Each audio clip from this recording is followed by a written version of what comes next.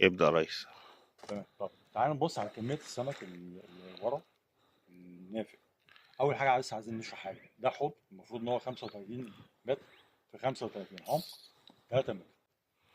هنا إحنا في المغرة الطاقة الكهربائية مش موجودة غير الثمان 7 ساعات اللي هم موجودين بالنهار.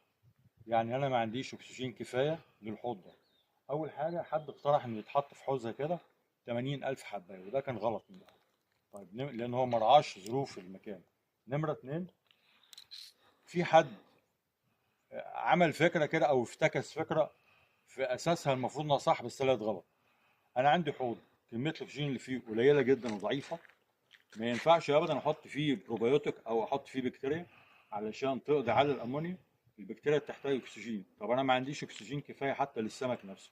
ازاي احط كميه بكتيريا واحط كمان كميه بكتيريا مركزه؟ يعني مش مثلا اخفها، لا ده انا امسك الجالون كله الخمسة لتر كده واقوم مفضيهم كلهم في قلب الحوض واقول تمام زي الفل، احطهم كمان بالليل وما عنديش اكسجين في قلب الميه، وعندي سمك كان زي الفل وتمام ومية مية وبياكل وكانت متوسط الاوزان بتاعته ما بين 60 جرام لحد 120 جرام، وكان بياكل وحيوته ممتازه.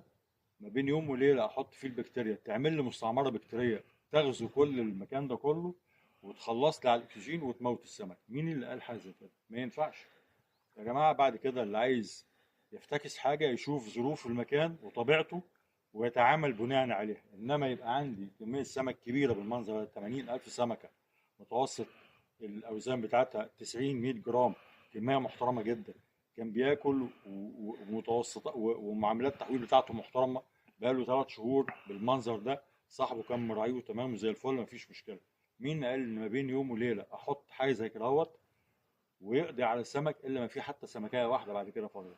ده ما ينفعش. اللي بعد كده يفتي في حاجه، يا يفتي حاجه فاهم فيها كويس قوي ويشوف ظروف المكان كلها اذا كانت تنفع ولا ما تنفعش، يا اما يسكت وانتهينا على الموضوع ما يفتيش فيه. حرام كده بصراحه. حابب اشوف بقى كميه السمك حضرتك كده، بص كده على كميه السمك الموجوده دي.